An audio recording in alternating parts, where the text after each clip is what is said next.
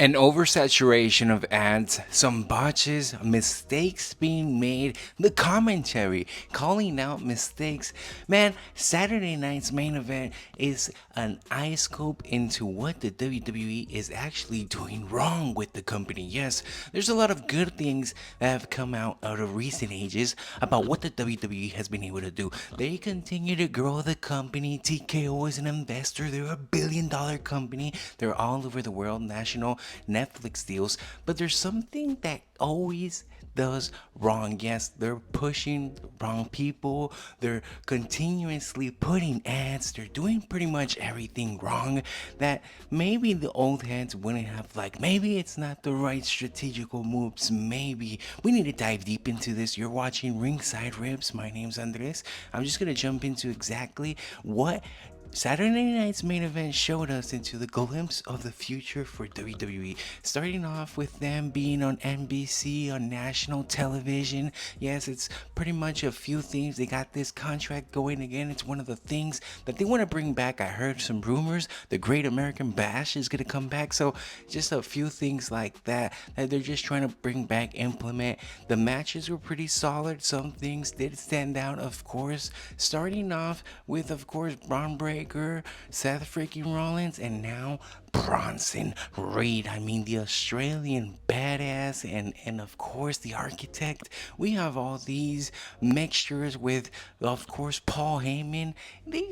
Whatever they got, whatever the name that they're gonna put, it's gonna be awesome. This is a pivotal moment in WWE. Please remember, please appreciate whatever they're creating right now, because it's definitely something that's gonna be kind of for the long run, kind of being there set for standards, set for whatever they're gonna be developing. It's a great opportunity. CM Punk, of course, being demolished, trying to get back at Paul Heyman. That was a cute storyline. He goes for the leg as his piece, like one of those surviving zombies. That was awesome. Sami Zayn didn't really stand out for me. Let me know down in the comments if you're a Sami Zayn fan, if he did all right, but really wasn't what I would have pretty much said. Feels the same to what's gonna happen with the whole Cody Rhodes and Yeet against John Cena and Paul. But we'll talk about that coming up. Let me just jump into Selena Vega against Chelsea Green.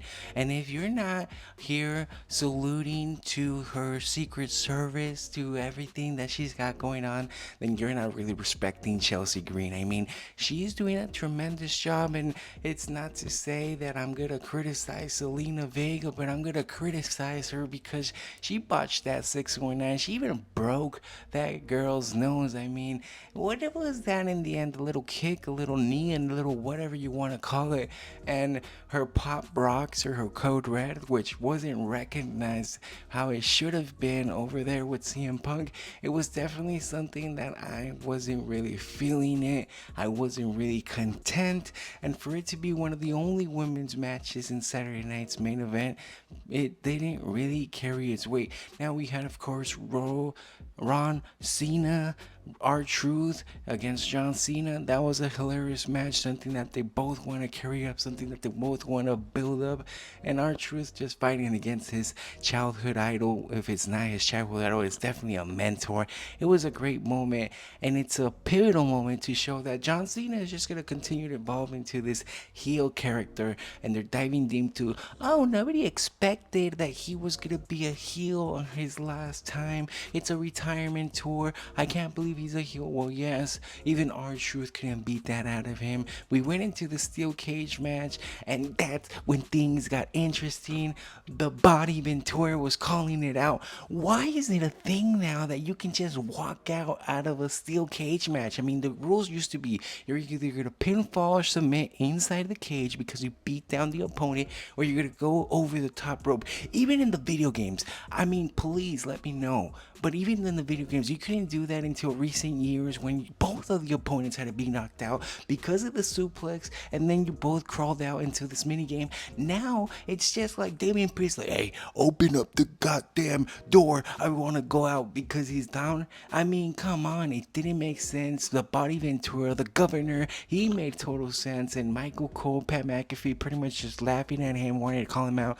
A lot of people criticizing him.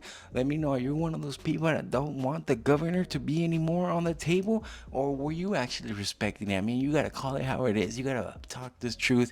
If these two people hated each other as much as they could, they would have just continued. You would have seen Drew McIntyre pretty much doing that same CM Punk crawl, going after, of course, Damian Priest, him having to go over the goddamn steel cage to go out. But it wasn't like that, and that was the disappointing part. That was kind of the things that got me like kind of upset. Now we had, of course, John Cena trying to interfere and have Logan Paul win. That was an interesting part of the storyline, and that's pretty much where we jumped into what's gonna happen in Money in the Bank. It's gonna be Cody Rhodes and Jey Uso against John Cena and Logan Paul. And I mean, who asked for that?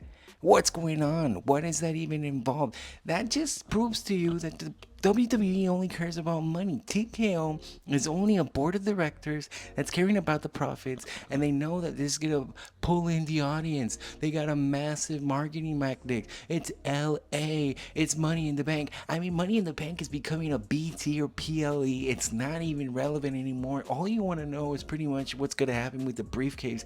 Anything else doesn't make sense. The last time Money in the Bank was relevant is when pretty much CM Punk walked out of the company with that stuff. But it's not gonna be like this anymore. It's not, and it's just not making sense. It makes more sense if they would have put Logan Paul in a Money in the Bank match. If you would have given him the opportunity to again ruin wrestling, pretty much cash out on John Cena. But this tag team, I mean, these two people haven't even talked to each other. They're not even making sense. Yes, great job for Jey Uso and a title defense.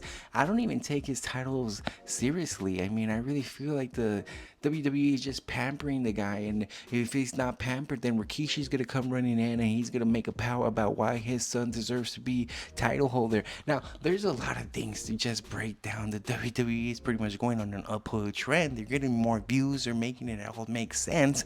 But for WWE actually making sense in storylines, come on, guys, please let me know. Did you want to see Logan Paul team up with John Cena?